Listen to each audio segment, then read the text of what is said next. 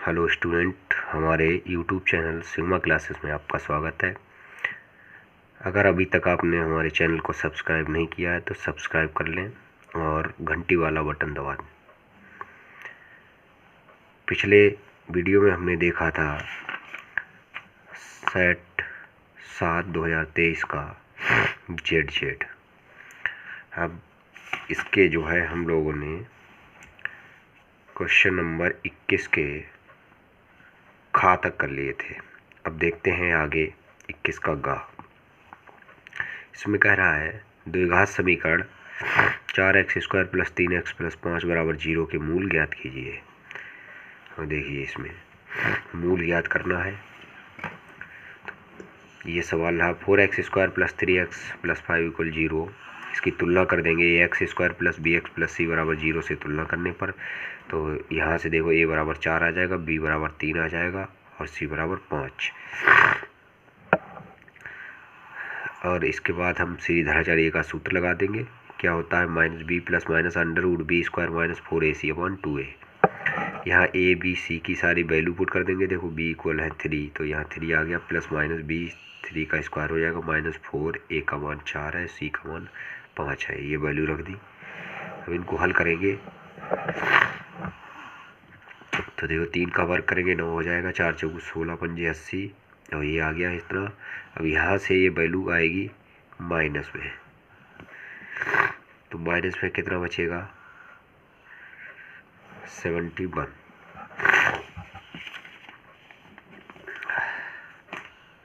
और बटे में 8। यहाँ पे क्या है, ये हमारा काल्पनिक हो गया है, इसीलिए हम इसको देखो हल करेंगे तो माइनस का 3i 3 प्लस माइनस, इस माइनस को बदल देते हैं i² में और बटे में 8 हो जाएगा।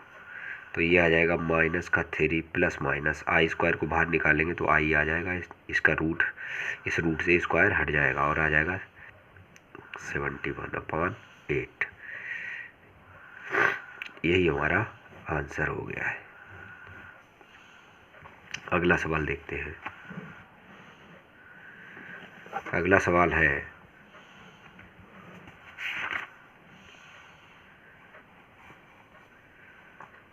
बिंदुओं 21 का गा है। बिंदुओं a 2, -2 और b 3, 7 को जोड़ने वाले रेखाखंड की लंबाई ज्ञात कीजिए। तो इसमें हम क्या करेंगे, हमको दो बिंदु दे रखे हैं तो दो बिंदुओं के बीच की दूरी ज्ञात कर लेंगे तो उस रेखाखंड की लंबाई पता चल जाएगी। तो देखिए दोस्तों,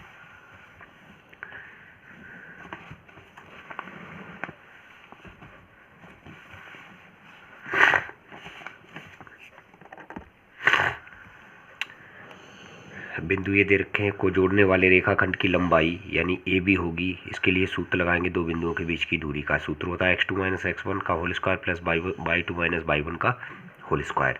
x2 की वैल्यू यहाँ से हम लगाएंगे, देखो ये x1, ये हो जाएगा हमारा x1 y1 x2 y2। तो x2 है 3 तो 3 - 2 ये आ जाएगा स्क्वायर, प्लस y2 कितना है 7 माइनस y1 है माइनस का 2 तो ये हो जाएगा प्लस का 2 का होल स्क्वायर। और यहाँ से 3 में से 1 जाएगा, 1 बचेगा, 1 का स्क्वायर और 7 और 2 9 का स्क्वायर। यहाँ 1 का वर्ग करेंगे तो 1 ही आएगा और 9 का करेंगे तो 81 आ जाएगा और ये आ गया √81 और 1 82। यही हमारा ये रेखाखंड की लंबाई आ गई, इतने इकाई। अगला क्वेश्चन देखते हैं। अगला क्वेश्चन है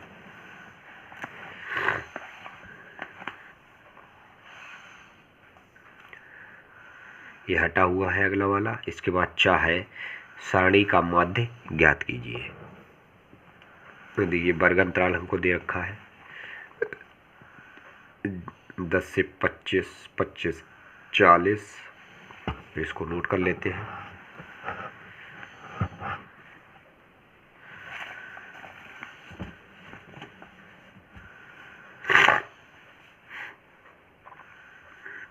इसका वर्ग अंतराल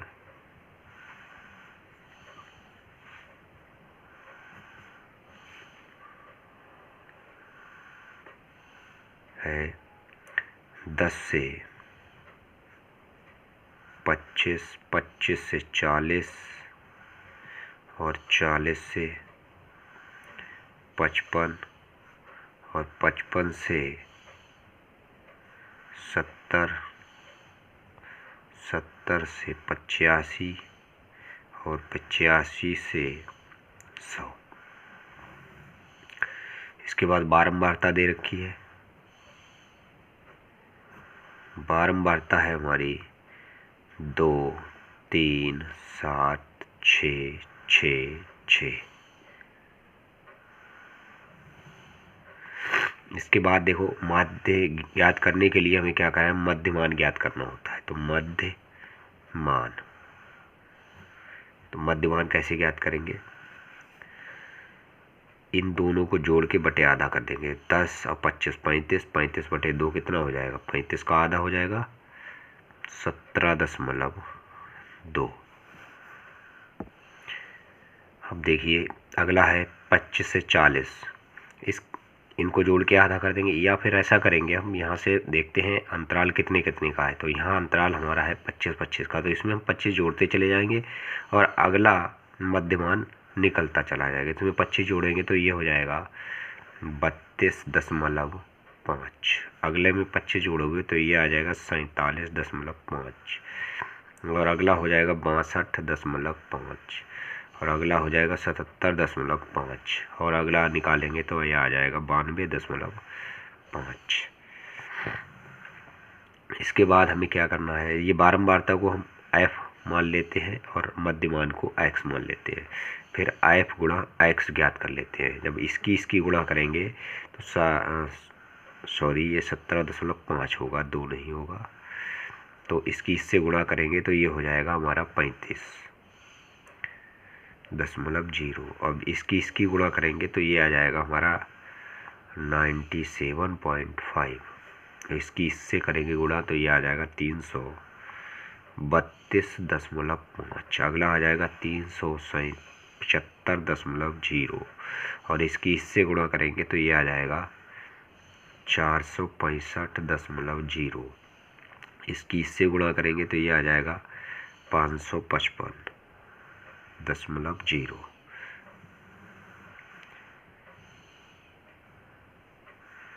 अब देखिए यहाँ से क्या है, बारंबारता जो दे रखी है इसका जोड़ कर लेंगे, उसी को हम सिग्मा एफ या n से लिख लेते हैं। तो इसको हम लिख लेंगे सिग्मा एफ बराबर, इनको जोड़ लेंगे तो कितना हो जाएगा, देखो 2, 3, 5, 7, 12, 12, 6, 18, 18 और 6, 24 और 6, 30। और यहाँ पे इनका भी जोड़ कर लेंगे सिग्मा एफ एक्स, इनका जोड़ करोगे तो ये आ जाएगा आपका, ये आएगा 1860.0। हमारा समांतर माध्य का सूत्र होता है सिग्मा एफ एक्स बटे सिग्मा एफ। तो ये हो जाएगा 1860/30। 0 से 0 कटेगा, 3 छक 18, 3 दूनी 6, तो ये आ गया हमारा 62। ये आ गया इसका उत्तर। इसके बाद देखते हैं अगला सवाल। अगला सवाल क्या कह रहा है, 22 का ये देखो ग्राफीय विधि से ये हट चुका है। इसके बाद है 2 व्यक्तियों की आय का अनुपात दे रखा है 9:7 तथा उनके खर्चों का अनुपात दिया है 4:3। तो इनमें प्रत्येक व्यक्ति प्रति माह 2000 रुपये बचा लेता है, तो उनकी मासिक आय ज्ञात कीजिए। तो देखिए यहाँ पे हम मान लेंगे 22 का है खा, माना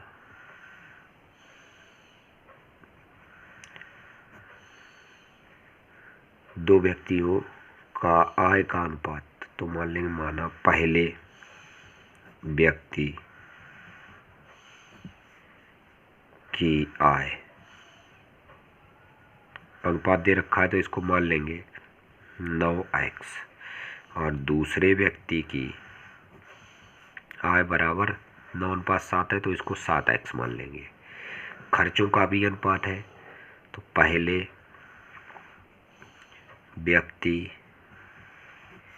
का खर्चा, ये हो जाएगा देखो 4:3 दिया है तो ये हो जाएगा 4।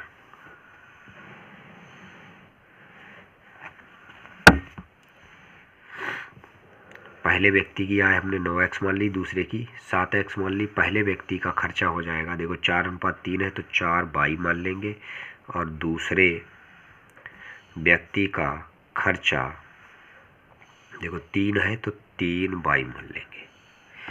अब यहाँ से हम लोग निकाल लेंगे बचत।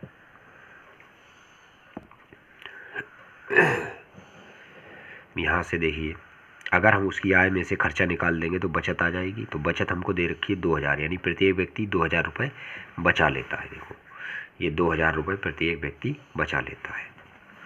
तो हम क्या करेंगे, आय में से ये वाली घटा देंगे तो कितना आएगा। देखो आय है, हम पहले व्यक्ति की आय है 9x और खर्चा है 4/22, तो 9x - 4/22 बराबर 2000। अब दूसरे में देखो कितना है, दूसरे व्यक्ति का आय है 7x और इसका खर्चा है 3/22 बराबर 2000 रुपये। इसे समीकरण 1 और इसे डाल देंगे समीकरण नंबर 2।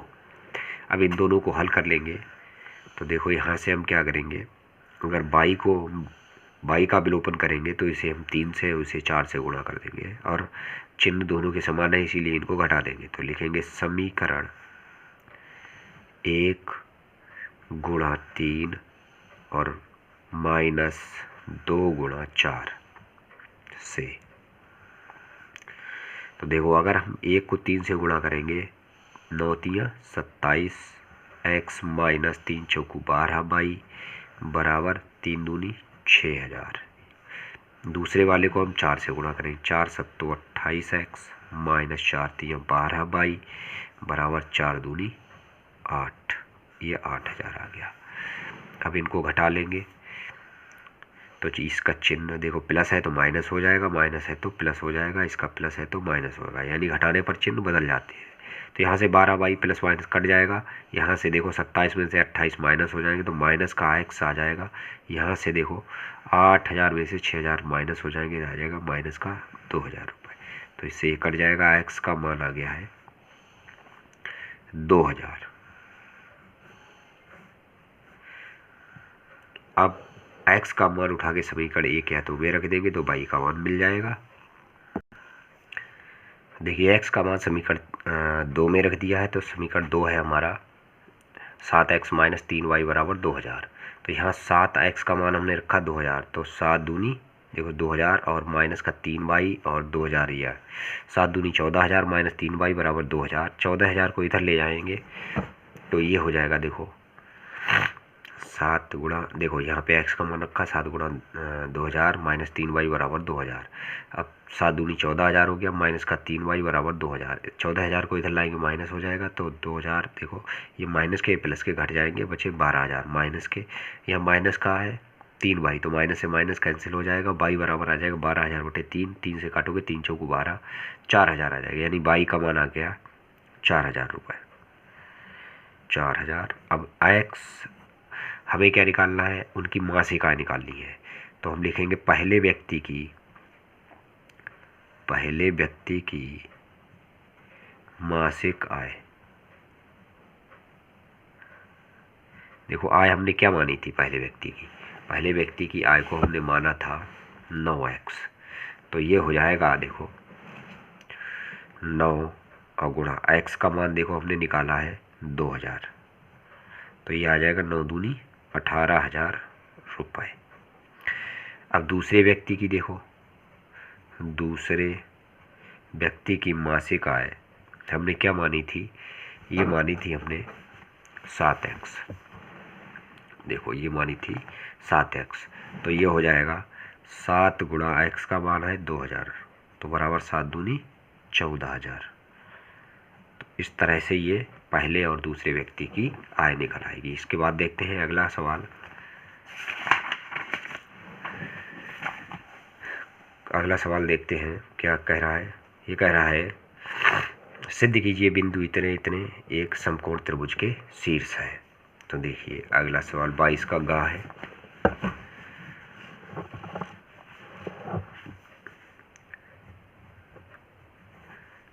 बिंदु हमको दे रखे हैं, मान लेते हैं माना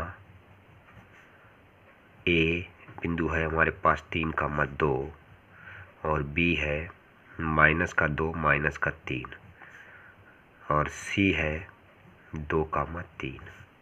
तो पहले ए बी निकाल लेंगे।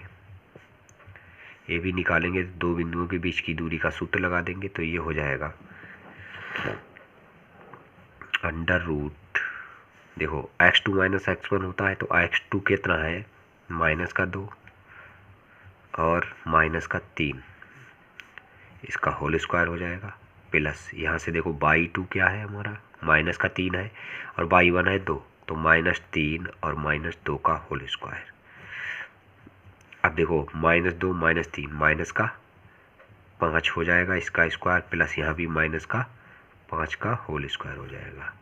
अब इसका वर्ग कर देंगे तो ये हो जाएगा, देखो -5 का हो जाएगा 25 और प्लस ये भी 25 हो जाएगा। इन्हें जोड़ेंगे तो ये आ जाएगा 50। चलो इसको इतना ही छोड़ दो। इसके बाद बी सी निकाल लेते हैं। देखो बी सी में क्या है अंडर रूट बी और सी, तो ये हो जाएगा हमारा x2, ये x1, ये बाई 1, ये बाई 2। तो यहाँ से फार्मूला लगाएंगे तो x2 - x1 तो 2 और -2 तो ये हो जाएगा +2 का स्क्वायर प्लस 3 - 3 तो ये प्लस हो जाएगा। अब देखो 2 + 2 क्या हो जाएगा 4 का स्क्वायर प्लस 3 और 3 6 का स्क्वायर। 4 का स्क्वायर करोगे तो 16 और प्लस 6 का स्क्वायर करेंगे तो 36। तो ये आ जाएगा 6 और 6 12, 3 और 1 4 और 1 5, ये आ गया 16 6। अगला निकाल लेंगे हम सी ए या ए सी कुछ भी कह सकते हैं, चलो ए सी लिख लेते हैं। ये हो जाएगा देखो ए और सी, तो ये x1 बाई 1 x2 बाई 2। तो यहाँ से हम निकालेंगे तो 2 - 3 प्लस 3 - 2 3 - 2 का स्क्वायर। अब देखो 2 - 3 करोगे -1 का स्क्वायर प्लस 3 - 2 करोगे 1 का स्क्वायर। तो इसका करोगे तो 1 का 1 ही आएगा, इसका भी 1 आएगा। ये आ गया अंडर रूट 2। अब देखो यहाँ से अगर हमें समकोण त्रिभुज करना होता है तो हम क्या करते हैं, जो सबसे बड़ी भुजा आती है उसका वर्ग कर देते हैं और जो छोटी भुजा होती है उनके वर्गों का योग कर देते हैं। अगर वो दोनों बराबर आ जाते हैं तो वो समकोण त्रिभुज हो जाता है।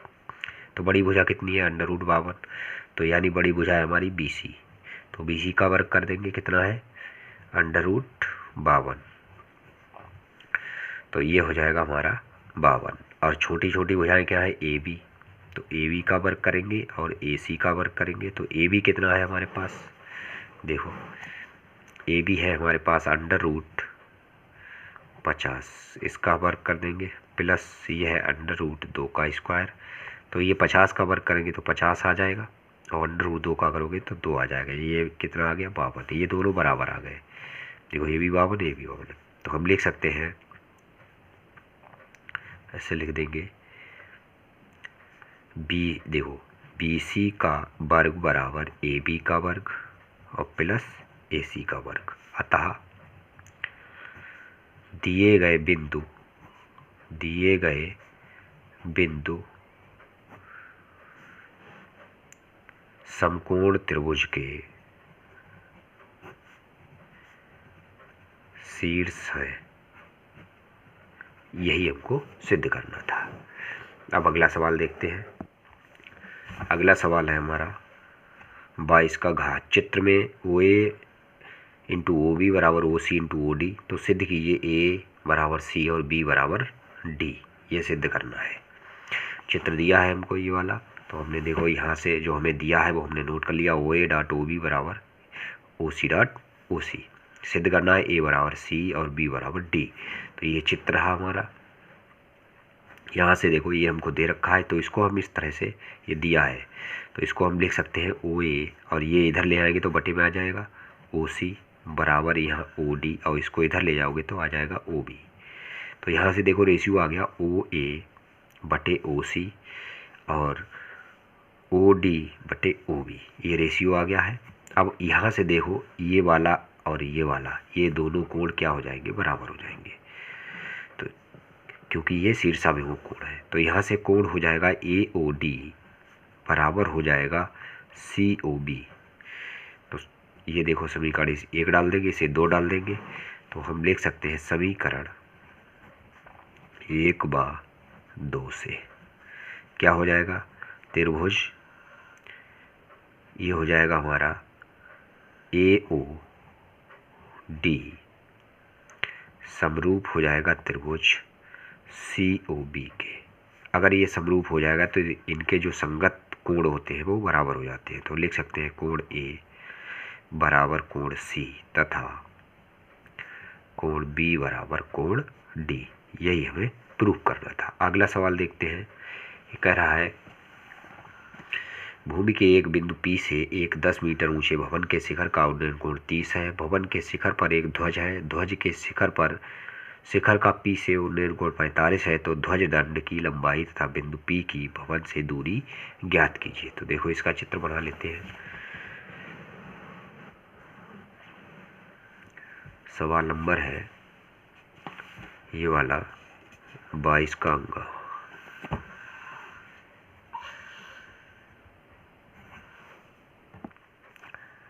यहाँ से देखिए सवाल, इसका देखो चित्र ये है। एक भवन के एक बिंदु P से, ये बिंदु P है 10 मीटर ऊंचे, ये भवन है 10 मीटर ऊंचा।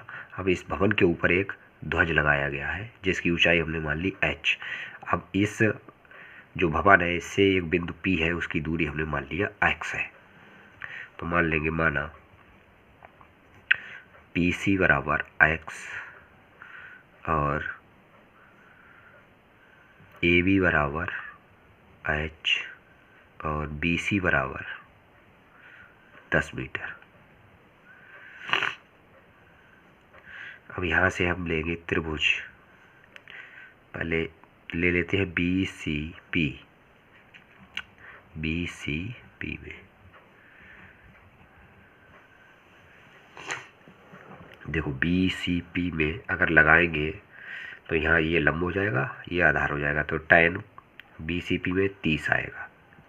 30 बराबर होता है लंब बटे आधार यानी 10/x। अंडर tan 30 का मान होता है 1/√3 बराबर 10/x। इसकी गुणा इधर इसकी इधर कर देंगे तो x बराबर आ जाएगा 10√3। अब देखो यहाँ पे ये वैल्यू आ चुकी है x की। अब दूसरे वाले में, अब देखो दूसरे त्रिभुज में लगाएंगे बड़े वाले में ACP में, त्रिभुज ACP में। इसमें tan ये बड़ा वाला है, इसमें देखो 45 डिग्री बन रहा है तो ये हो जाएगा tan 45 बराबर होता है लंब क्या हो जाएगा h और 10। ये पूरा यहाँ से यहाँ तक का, ये जो यहाँ से लेके यहाँ तक का पूरा लंब हो जाएगा। तो यानी h + 10/x, इसका मान होता है 1/45 का और ये हो जाएगा h + 10/x।